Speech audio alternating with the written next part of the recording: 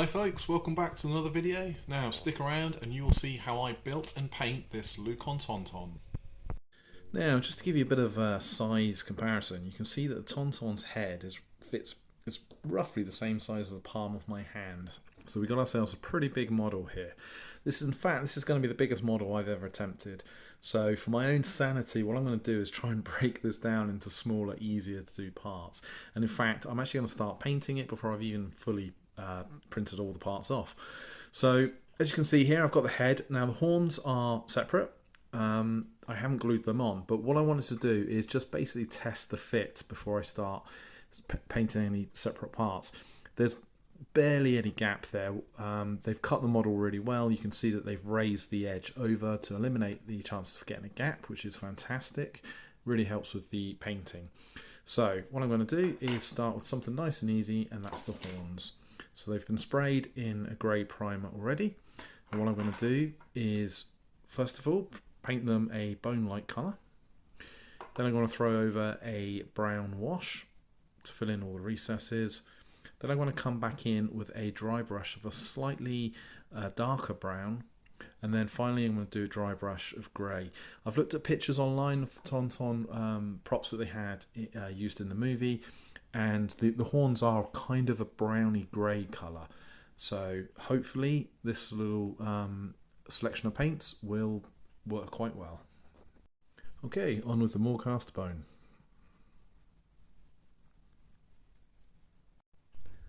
Then it's on to the wash of Agrax Earthshade, and just pile this on over the whole piece.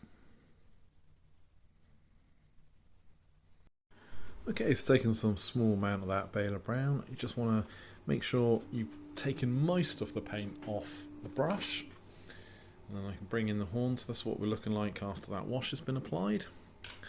And what we're going to do now is just do a gentle dry brush across the whole piece.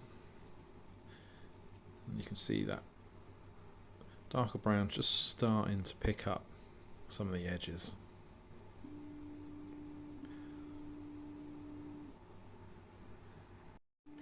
And after that dry brush, you can see the before and the after. So it just gives a nice little bit of interest to the model there. Particularly, we say, concentrate around the edges, and yeah, comes out quite nice. So I've just got to do the same thing on the second one. And now we're going to repeat that process, this time with Administratum Grey. And again, just sort of focusing on the edges just to lighten that up.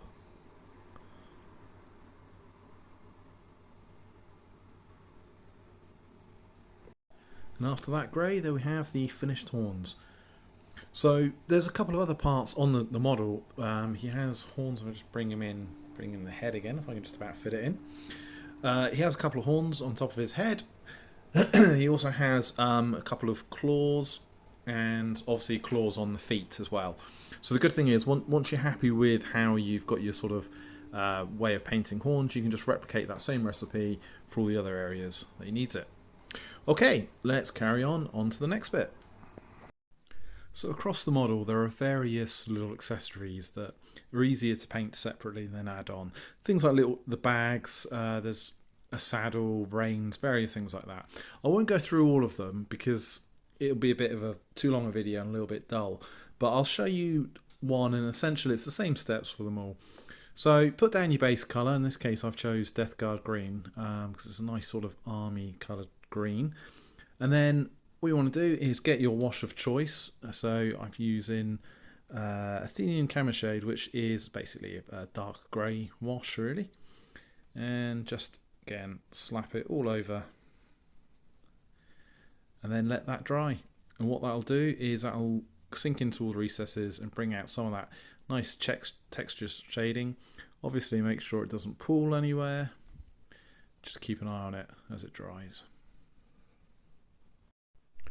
After that wash is dried, it's now a case of doing a dry brush over the whole thing using a lighter colour than what you had before. So in this case I'm going to do Ogre and Camo.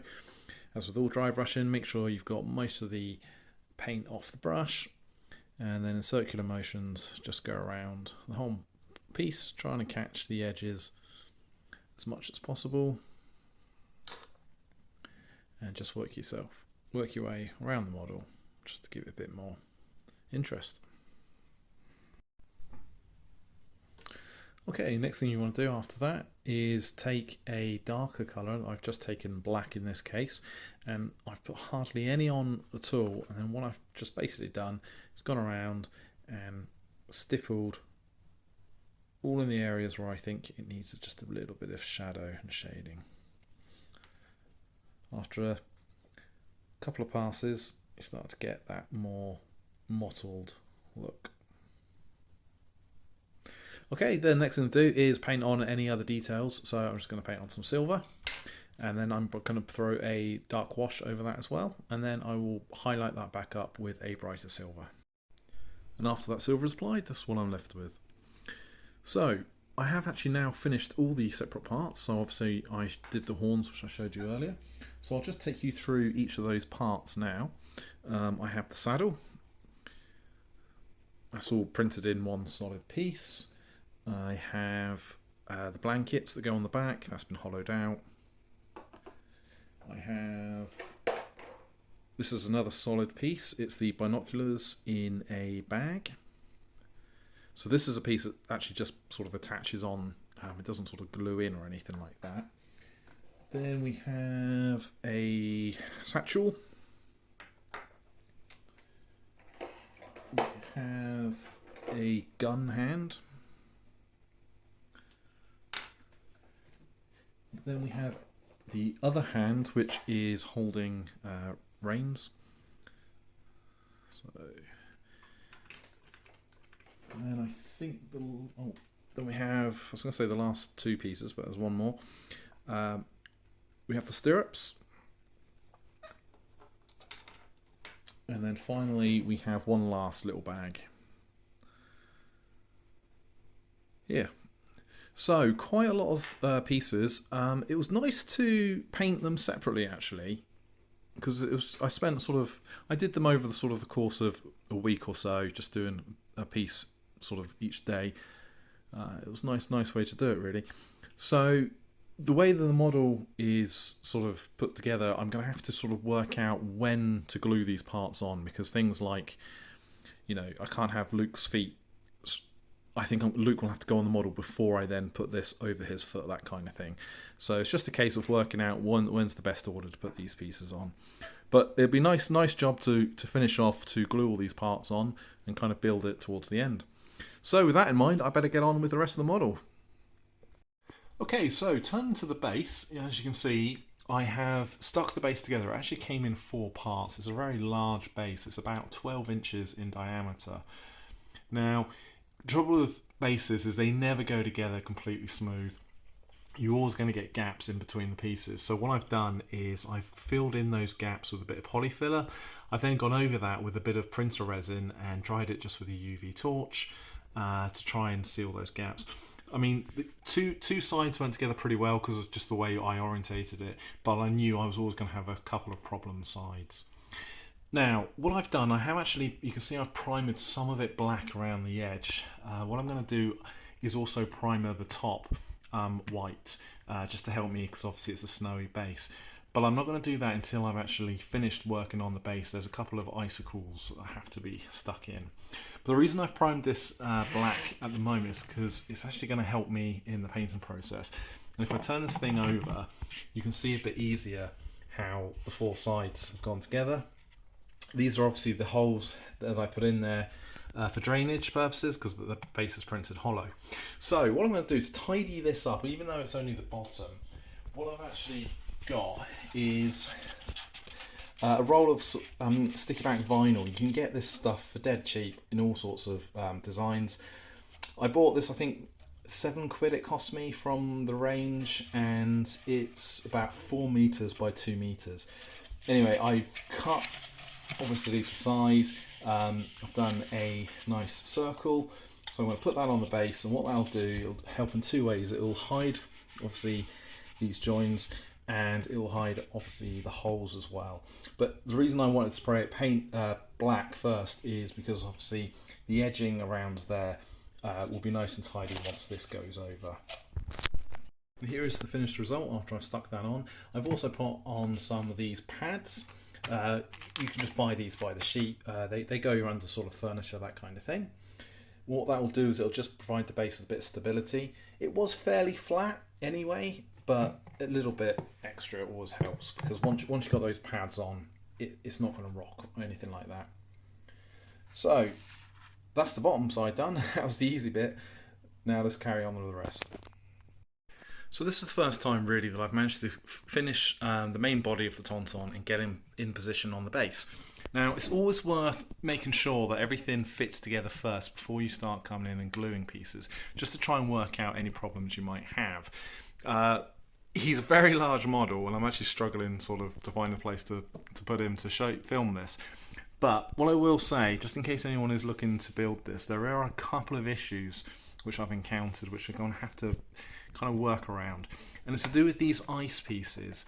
So essentially what we've got, the problem is the Tauntaun's foot here actually has to be placed into the base before the ice can go in, because it actually goes in around his foot and claws. And I've sort of just tried it, I've just, you know, had this piece in first and tried to slot him in, and it won't work. So you've got two options. You either glue the Tauntaun in place first and then put the icicles over, or you have to try and change this up a little bit. I don't want to put him in first because it's going to be a nightmare to try and paint, and I also want to be able to take the model off the base if I need to in the future.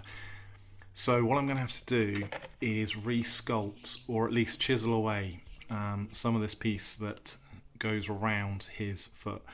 So I've printed this hollow, so what will inevitably happen if I chip away too much, I'll start exposing a big hole. But that's okay, I can just use some polyfiller to smooth that back. Because it's only, you know, sort of a fairly geometrical shape, it should be easy enough to sculpt. And you're not really going to notice it because of the side it's going to be on. So that's going to be one problem. The other problem, I'm not so sure how much of a problem it is, whether it was an error in the design or not. This icicle, this rather large one at the back here, is actually sticks into the tail. Potentially, if I've sort of, again, the Tauntaun is leaning forward as much as he possibly can. His claws prevent him from going forward anymore. So I think there was just a bit of a overzealous kind of measuring here. That should have been a little bit smaller, because as I say, it's sticking right into the tail. So I can either live with it and have actually, in a weird sort of way, it actually provides a bit more support with the Tauntaun, or I can just cut that down a little bit, which is what I think I'm probably going to do, because it's kind of an odd position anyway, as far as I'm concerned, because it's, I don't know, it's stuck right up his tail there. That doesn't quite look right to me, so I think I'm going to just trim that down a little bit. So trim that down and trim this one down. Then once I'm happy with the fit, I will then glue them into place. I'm going to have gaps around the bottom, so I'll have to then fill those gaps in, just like I filled in the gaps with the base. Once all that's done, I'm then going to spray a white primer over the top, and we'll take it from there. So I've now sanded those parts away from the toe. I've tested it. You can take the model in and out whilst this piece is still done. And I've also trimmed back, just balance them correct, that icicle as well. So hopefully there should be a little bit of clearance now. So what I'm going to do now is glue these pieces into position. So the icicles are now all glued in, and what I've done is filled in around the gaps with a bit of polyfiller. Luckily polyfiller is also white, so that's helpful. And I've sprayed just a very quick white spray across the top. Quick and dirty, because obviously I'm going to go in and tidy it all up anyway. And I've tried to keep the rim black just to, again, help me with the painting. So what I'm going to do now is go across the base, painting all the snow, painting the icicles, and around the base you've got these, I suppose, either ice type snow bits around the edge.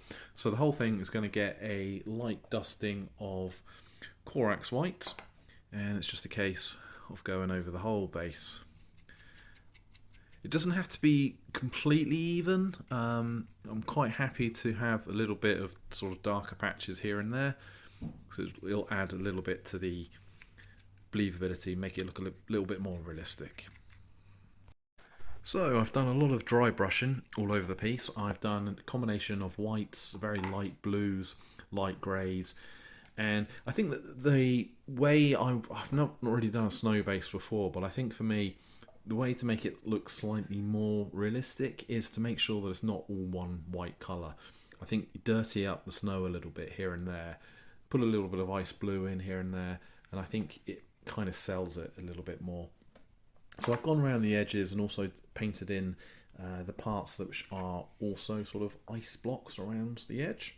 So what I'm going to do now is go around and paint this coil that goes around the entire base, also the symbol wheel here. I'm just going to do the whole lot in silver, in probably either a lead belcher or a Vallejo's equivalent.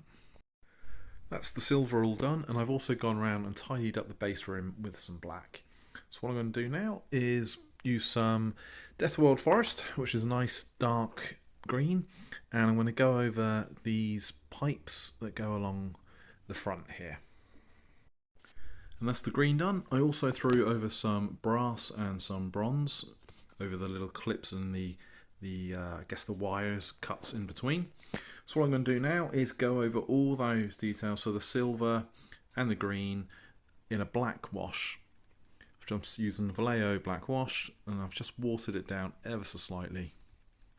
I'm just going to go across the whole lot. Inevitably I'm going to hit some of the white parts, so that'll need a little bit of tidy up afterwards, but I'll try and be as careful as I can be.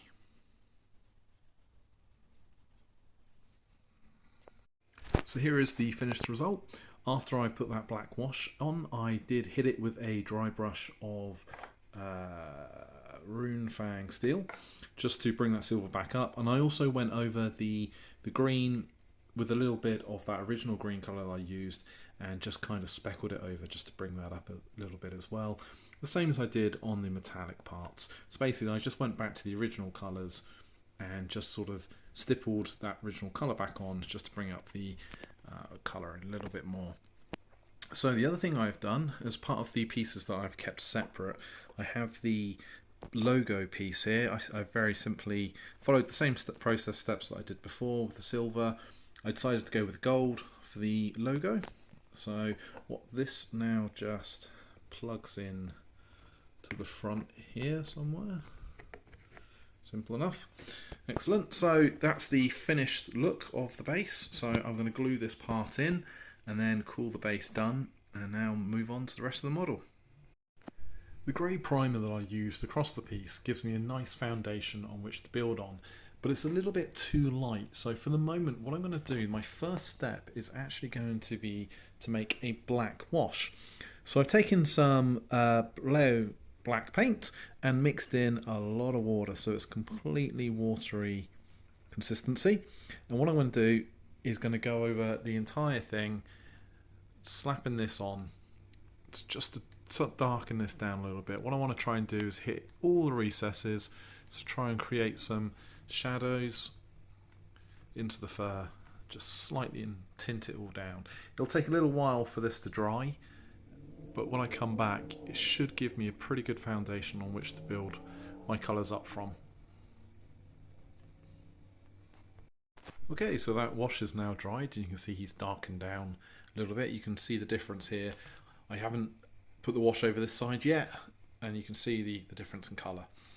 So what I'm going to do now is do a little bit of dry brushing, and the first colour I'm going to start with is actually a brown colour. It's going to be Xandri Dust.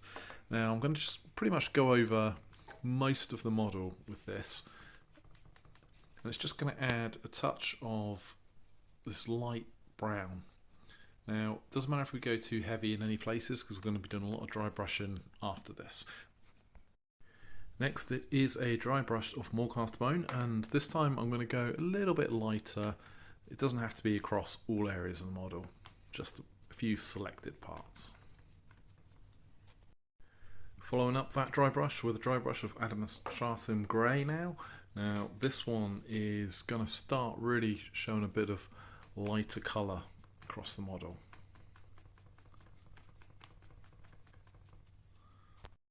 Okay, we're starting to get somewhere now with this fur, so what I'm going to finish off with is some Corax white, and this time I'm going to try and sort of focus more around the face and maybe around sort of the chest here. This is obviously the brightest colour, so it's going to make the most difference. So just need to sort of think through where you want this to go. So because I'm looking at about 50 shades of grey here, it's a bit difficult for me to work out whether I've got the right look for the fur.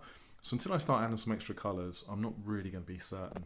So with that in mind, I'm going to start with some Rakarth flesh, and I'm going to start painting in all the fleshy parts on the face, on the ears, hands, feet, and tail. So once I've done that, it should start coming together a bit more. So I've painted in the face, I've painted in the reins, and just the horns as well. And as I say, it's just the blocking in the colours for now, just to give me a general sense of whether that fur is working or not. And I think it's okay. I think I'm fairly happy with that. So next thing to do now is to throw some washes over those basic colours. So it's going to be a brown wash over the face and the horns, and a green wash over the reins.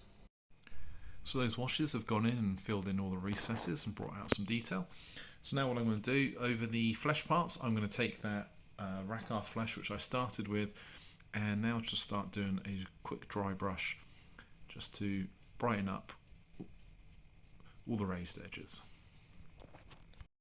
And then a second dry brush of Sandry dust on the areas that has the most focus. Okay, so I skipped ahead a couple of steps here and I've done the fiddly bits. I've put in the eyes. That took a little bit of time just to make sure that they were properly lined up. I've also gone in, done the tongue and done the teeth. That's just simple colours of a couple of pinks and some white and a couple of washes over that, yellow wash over the teeth. So I think I'm fairly happy with that. I finished off the reins, just done dry brush of grey over those. So that's pretty much all of him done. So the actual body of him. So what I'm going to do now is focus on the saddle. So that's going to be a combination of some browns. The first of those browns is Mournfang brown, and this is to paint the under part of the saddle here, this sort of furry part, which protects the Tauntaun from getting hurt by the saddle.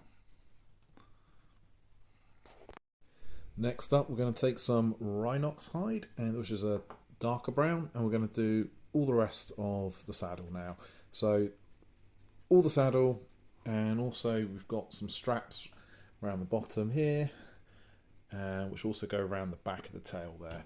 So all of that is going to be all this one nice dark colour. Okay, so that paint is applied. I have also thrown a brown wash over the lighter brown, and now what I'm going to do is a dry brush where I've mixed in some red and that lighter brown I initially used to make essentially a reddish brown. I'm just going to concentrate that on the darker part of the saddle and just try and give it a bit of highlight. Next I'm going to take some of that Baylor brown and I'm going to do a dry brush over the fur part of the saddle. So that's the saddle all finished up. So if we pan out, this is the progress we're at. So the Tauntaun body and everything is done, the base is done. So what I'm going to do now is the bit I've been looking forward to. Right at the beginning of the video, I started painting the horns and a couple of the extra pieces. These pieces are the ones I can now safely glue into position, and it shouldn't affect when I attach Luke. Things like the saddle, the stirrups, a couple of other little bits I'm going to leave off for the time being.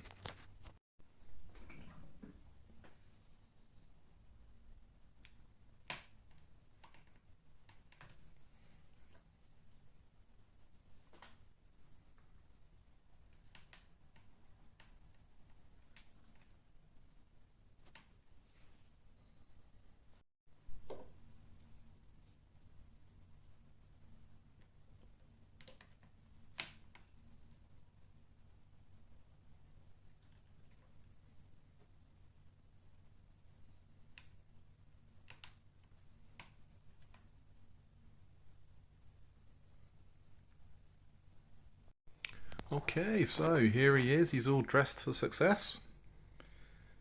Looking pretty nice. Now, I have to say, I haven't really glued some of these pieces on. They're just sort of temporarily held on just to give it the effect. But yeah, I think that's looking okay. I mean, you have the option, obviously, just to do the model without the rider if you wanted to. And I think it looks pretty nice as is. But yes, I will be doing the full piece and add in Luke. So say, you can see the stirrups, as you just saw, isn't actually glued in. Neither is this piece, or indeed the saddle. And neither is this piece either. So there you go. This is really what it's glued down. Okay, so let's get on with the rest of the model. Let's tackle Luke. So I'll just quickly go over how I've prepped the rider. So here's the bottom half for Luke. Now, one thing I will say, the reason I left this piece off is because it actually slots into his leg here. Now, if you push it in the whole way, you can actually see it's almost completely covered. So I'll be honest, I kind of wasted my time painting this, but never mind, it was only a quick job anyway. But here, this is why I make these videos, you can learn from my mistakes. So again, this is going to be quite tricky to try and position him on with this tab in and everything, so just easier just to leave that off for the time being and cross that bridge when I come to it.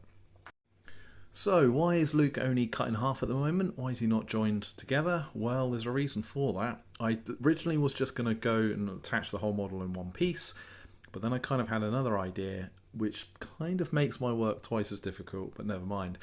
What I'm going to do, the model actually comes with two options for Luke for the top half, an alternate pose.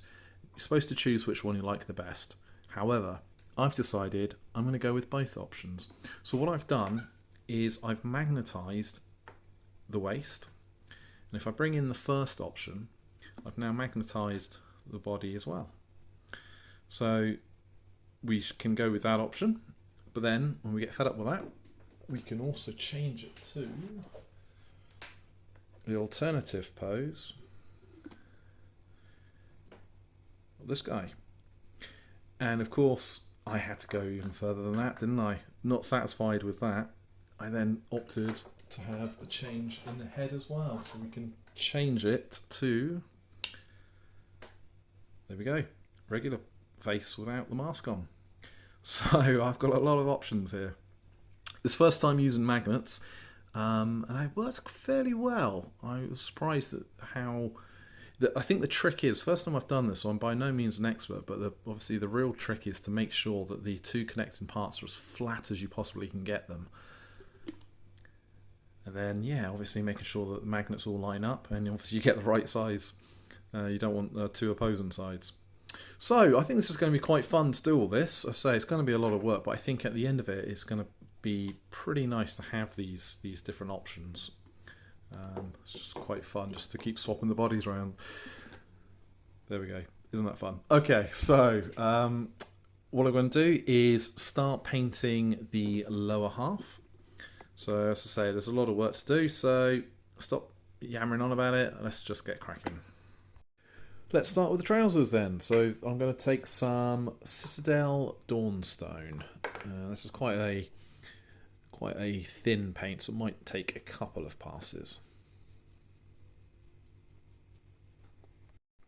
Onto his boots next. Now that is another grey, but it's a slightly darker grey. So I've gone with Mechanicus Standard Grey. And you can see, well, hopefully you can see that is quite a bit of difference in grey tones.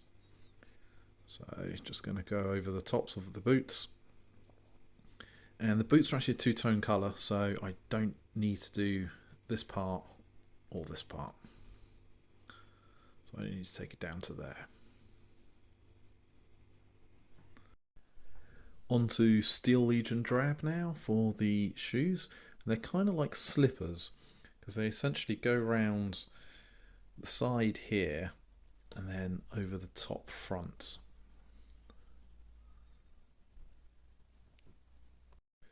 Next I'm going to use some Xandri Dust, which is a nice sort of sand colour, and I'm going to go in and do the top part, or rather the bottom part of his jacket. Next we're going to take some Rhinox hide and do the belt and all the holsters for the guns and the pouches, that kind of thing. Next up, it's some lead belcher, just paint in all the silver parts, so including the belt buckle and all these little rivets around the pouches, and also, importantly, the lightsaber on the back.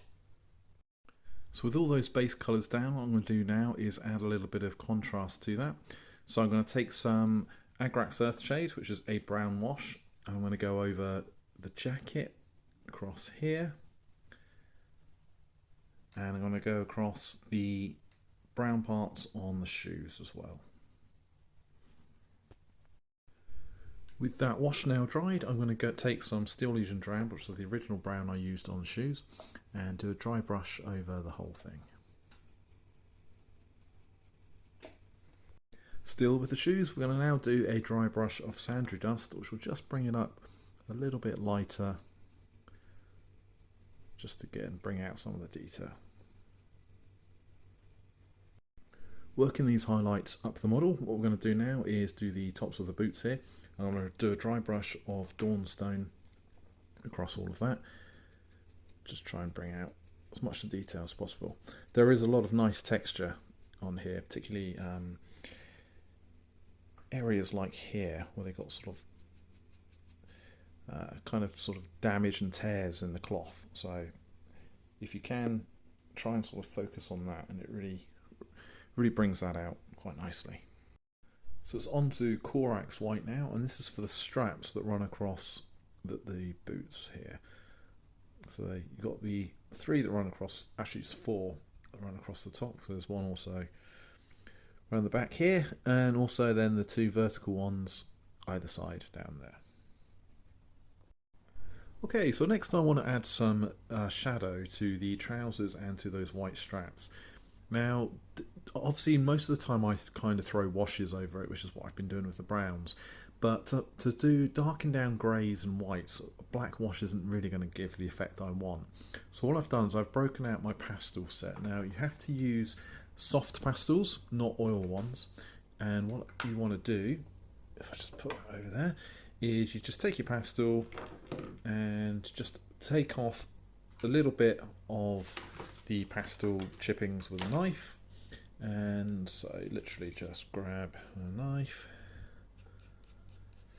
make a few scrapings, obviously do it on something that's tissue or something that you don't mind making a mess, and then again take a brush which isn't one of your best ones and then just dab it in until you got a fairly decent amount, not too much coming off, it's always that sweet spot.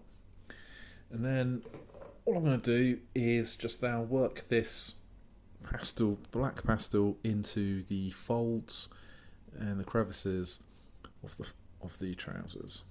So it's just a case of dabbing it on, kind of working in the shadow. If you put too much on, or you want to just sort of move the colour around a little bit, just take a cleaner brush and just dab it around. So I'm going to do this across all the trousers, and I'm going to also do it across the white parts of the boots here.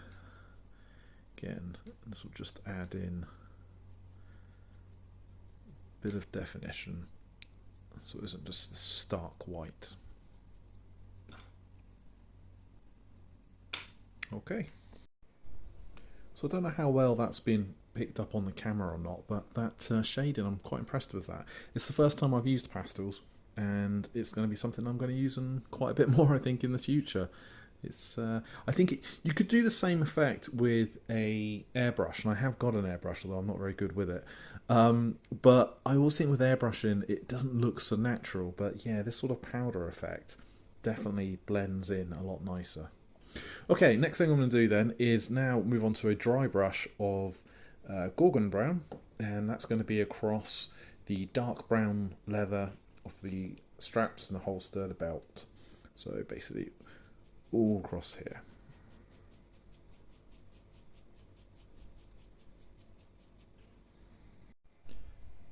So I also did a bit of dry brushing across there with a couple of other lighter browns, Mornfang Brown and Baylor Brown. So the last bit of dry brushing across the bottom half of the section at least, I've taken some more cast bone, which is a lighter sand colour, and I'm going to go across the jacket now. Now what I'm also going to do to make sure that the jacket matches the top half is I have painted each of the two halves on the top following the same method.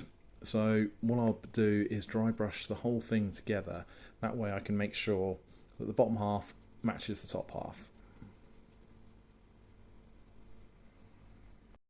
So with the bottom half all finished, I figured I may as well attach it to the model, and here we are, is the finished result so far. The only other thing I did, which I haven't mentioned before, is I did paint in the lightsaber, just putting in a bit of black on the handle and a little red on the button. So it's all been varnished, this bottom half as well. I did a slight gloss varnish on the lightsaber and the buckle. Now, just want to sort of point out that there is definitely a method for attaching this, and you have to make sure you do it in the right order. I sort of did a lot of thinking, a lot of putting pieces into place, working out whether it's going to work or not before I did it.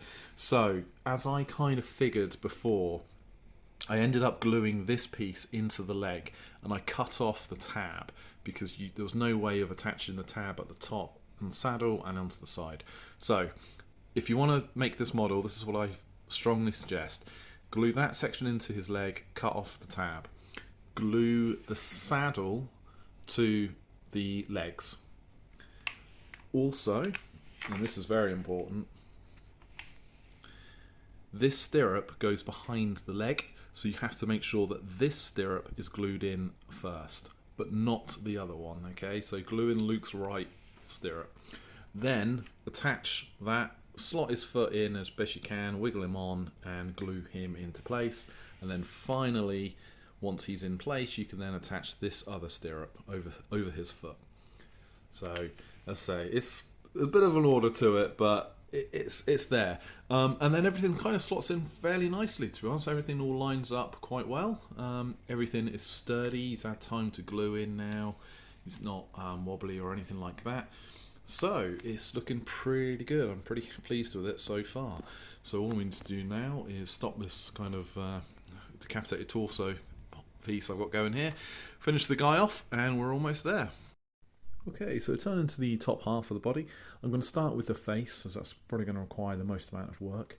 So what I'm going to do is take some Bugman's Glow as my initial starting paint. It's quite a dark pink, but we're going to be bringing the colours lighter, so we want to start with the darkest colour.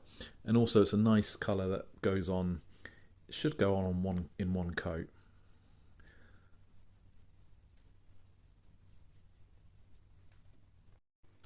Next we're going to give the face an all over coat of Reichland Flesh Shade.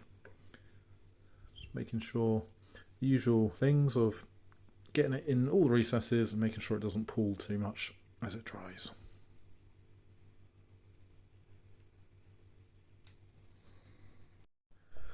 Okay, so after that wash, Luke is looking pretty sunburned. So what we're going to do is take that tone up lighter colour. So we're going to take some Cadian Flesh Tone, and we're just going to do a dry brush across the entire face to try and lighten it up. Now, as this goes on, you should start seeing the raised edges coming up nicer. By that I mean lighter. So what we want to aim for is to take it from a dark red to zoom in here. Let's try and get that type of tone. This is just the first step. We'll carry on bringing up the colours as we go. Now we could just leave the face how it is. It doesn't look too bad. It's a little bit chalky in places, but overall it's got some nice sort of shadows and lights on it.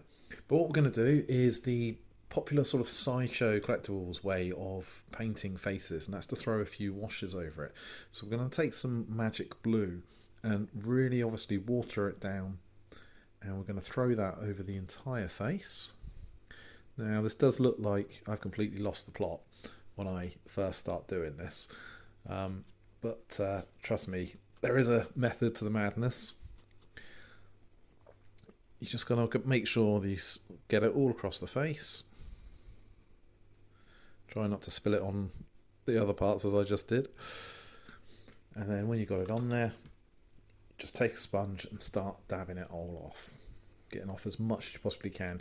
You kind of want to leave about probably less than 2% on what you actually started with. It's more just to try and bring in some cool tones, particularly as he is obviously supposed to be on a cold planet of Hoth. So he's going to have a little bit of a chill, a little bit of blue to the tint to the skin.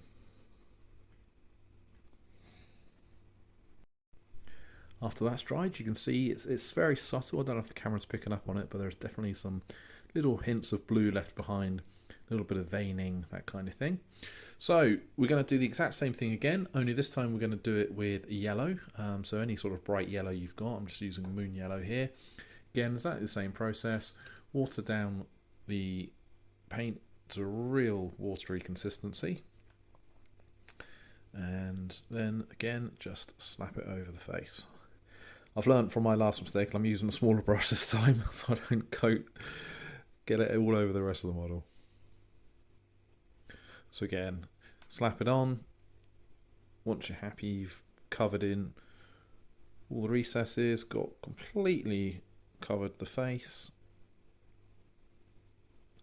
leave it to settle for just a couple of seconds to let the paint do the staining, and then again take a sponge and start dabbing it away.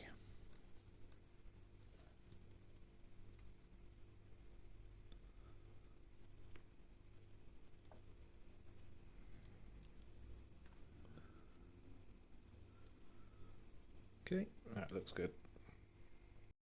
Next up, I'm going to add a bit more details to the face. This time I'm going to do with the lips. So what I've done here is used some of that original Bugman's Glow and just mixed in a very small amount of red just to bring the colour slightly darker in tone and slightly redder. Now, it's a fine line doing this because if you get the colour wrong, it does tend to end up looking a bit like lipstick. So you just got to really try and get that balance in colour there. And also you need to apply it fairly small amounts until you're happy with it. On Spaler Brown now, and this is to block in the eyebrows. So the best way to do eyebrows, I find, is to do lots of short, sharp lines rather than sort of do all one complete colour. So leave a little bit of gaps in between them if you can.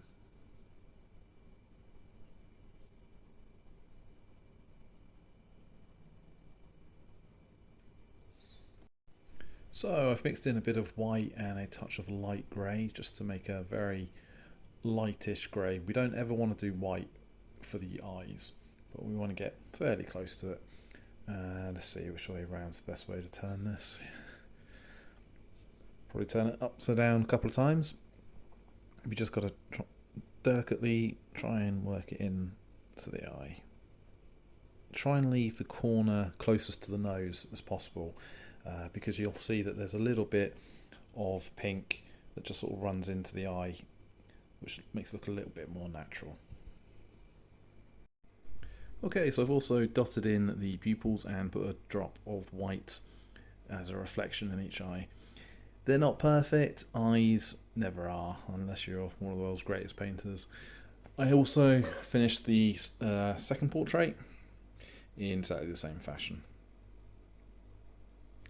Okay, so with the face done, sort of, or rather as good as I'm going to get it, I'm going to start moving on to the rest of the model. Next, I'm going to use some Caliban green to give me an undercoat for the goggles.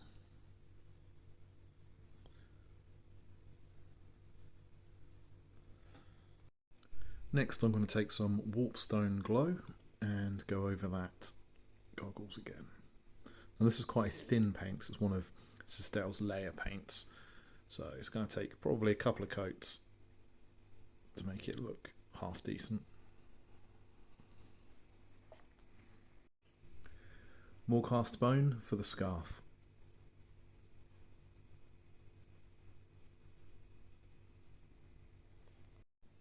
Followed that up with some Agrax Earthshade.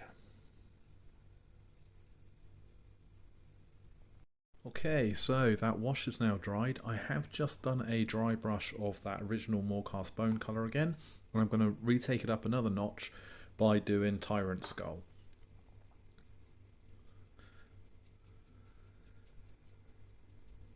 See, the trick, what I'm trying to aim is to get the scarf to be a lighter shade of tan than the vest.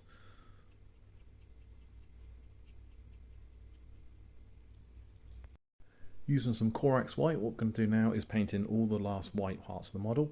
So that includes the cap, the brim of the cap, the top, round the side, and also the arms either side. So with that white all applied, it's starting to look almost near finished now. So a couple of little details to do left. What I have done is painted in the badges. So you can see the colours I've used there, pretty simple stuff. So now what I'm going to do is use some Mechanica Standard Grey, and we're going to paint in the antenna on the side here.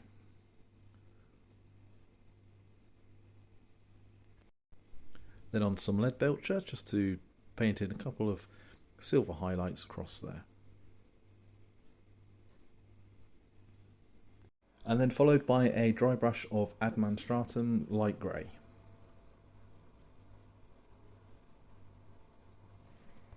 Then it's on to Dawnstone Grey for the shoulders.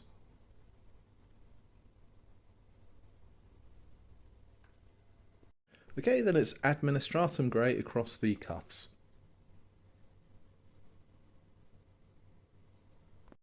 Next up is Death Guard Green, and this is for the brim of the cap. So there's a sort of a line that runs along the front, just ahead of the stitching. Get a bit more paint on the brush. So just carefully work this around. So finally then, just to add a little bit of depth to those colours, I'm going to go back to my pastels and start working in some of the powder into the darker recesses. So for the white parts, I'm going to use a dark grey, and again it's just a case of working it in, and you can see already that it starts to pick up the details, starts to go into the recesses there. So it's just a case of working in all the recesses, going around so you're sort of happy with the results. The other thing to do obviously is to then put it in the recesses of the clothes as well, so sort of working it in to all those creases.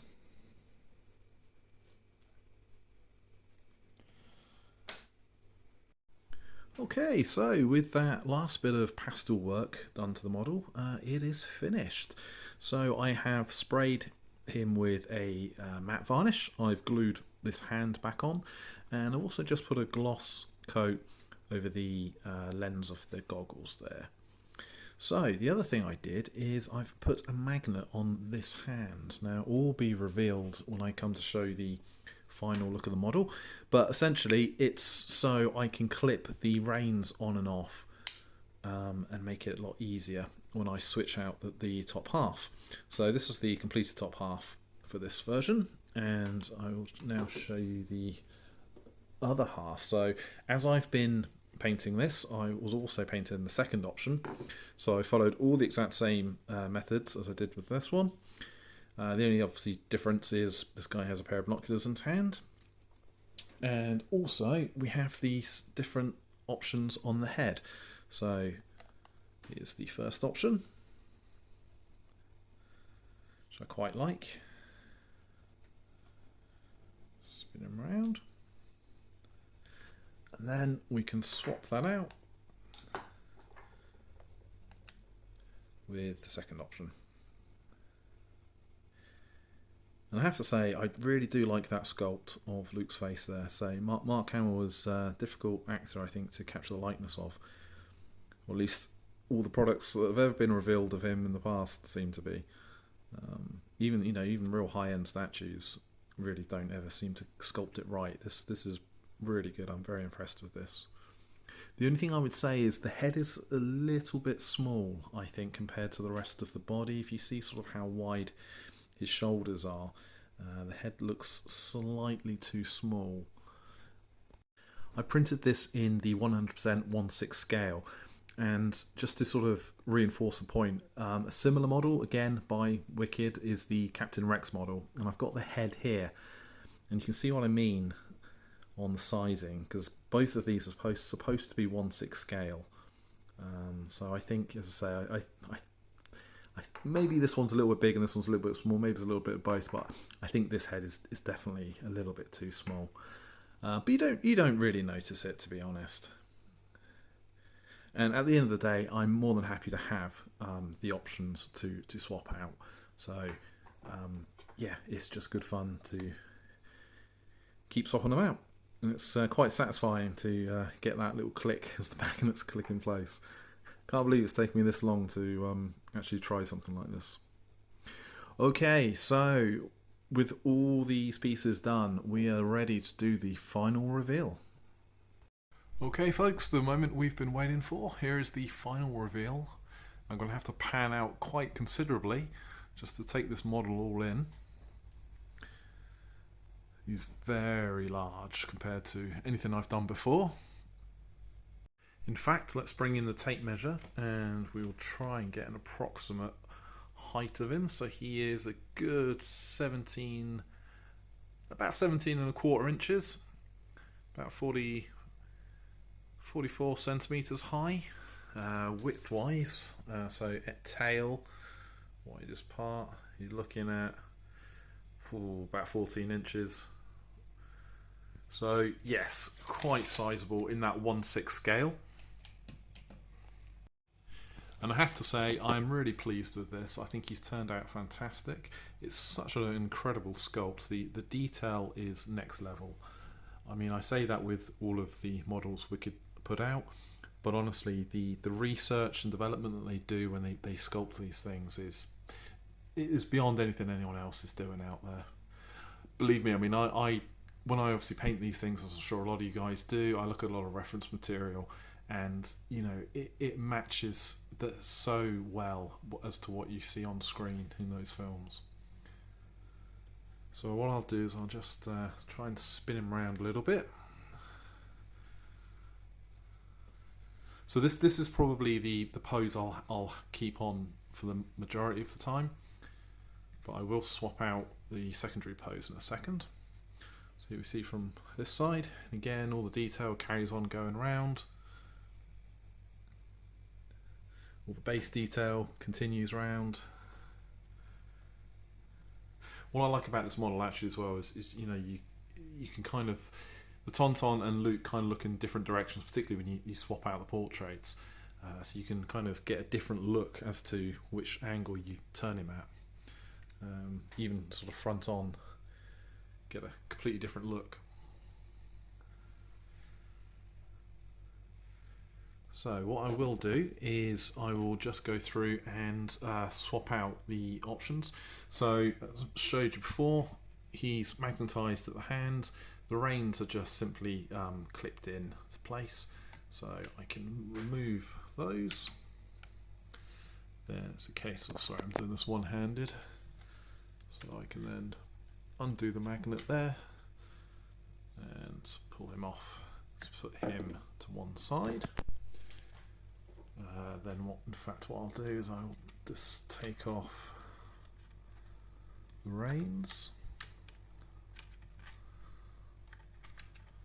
Tell you what, I need both hands for. Okay, we're back. There we go. The reins taken off, and then I just bring in the second sculpt, and the magnets just slot into place, and he finds the joint just like that, and he fits on there pretty well. So as I say, I mean now you know Luke is sort of facing a different direction. You get a very different look. The only negative with that, it's a real minor gripe. It's just how obviously it's been sculpted. Obviously, this one he's got the gun in the hand. This one he hasn't. So there is now no gun that he's kind of holding on to. But I mean that really doesn't matter. He is of course holding the binoculars. So of course the other option this piece doesn't actually isn't stuck down or anything. So of course, if he's got the binoculars in his hand, then he obviously wouldn't have them on the satchel. So again, you can just take that off, and there we go. It's now working. Now there was a secondary pair of reins which came in, but the other pair, so essentially you've got a pair that didn't have the hand on. Now I did print those out, but weirdly they just hover in midair. When they're attached, they just sort of ride up. They don't go over there. So I didn't bother painting them up because it wasn't really needed. But anyway, it doesn't matter. I mean, it looks perfectly fine just like that. And of course, the other option I didn't stop there. I then went ahead and swapped out, or gave the option to swap out the head with the Luke portrait. Do you know what? I'm really glad I did that. Initially, when I printed out that second head, I thought, oh, am I really going to ever, really bother sort of posing it this way? But actually, it does look pretty good. Again, I mean, that's probably one of the closest Mark Hamill sculpts I've seen, well, ever really. He's got one of those faces that seems to be very hard to capture. So yeah, panning out, I mean, you got a completely different view with that. I think the head is a little bit small compared to the body. Sometimes it doesn't look too bad, other times it looks really quite small. But again, it's fine. And to be honest, it's nice to have an option to change that. So I'm more than happy with it.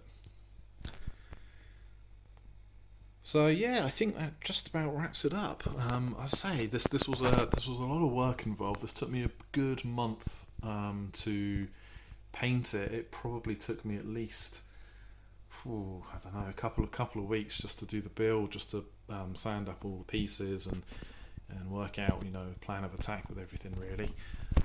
But you know what? It was an enjoyable experience. I'm probably not going to make a model as big as this again in a hurry. That's for sure. This, apart from anything else, it's the space. But yeah, this is a nice piece, and I'm pleased I did the alternate poses with it, because I think, as I say, if you want to put the time and investment in a piece like this, why not future-proof it a little bit and have some alternative display options with it. So I've just put him back to the other pose just to wrap up this video. If you've made it all the way to the end, well done. Most people wouldn't have done. It was a very long video. I'm sorry for that, but what can I say? There was a lot of work involved. I hope you managed to pick up a couple of hints or tips on how to build models. For me personally, I actually learnt myself. I haven't done pastel shading before on a model. I think that came out pretty well, so that's definitely something I'm going to be using again in the future. Now going forward, I have also printed out the Hoth model, so at some point I will be doing that as a nice companion piece to this. And Wicked have just recently announced that for the December term, they will be releasing a Snowtrooper. So again, that will definitely be high on my list to print off and build, and I will show you that when I come to it. Okay, so if anything on these videos you've enjoyed or you like the content, then please subscribe, and I will see you on the next one.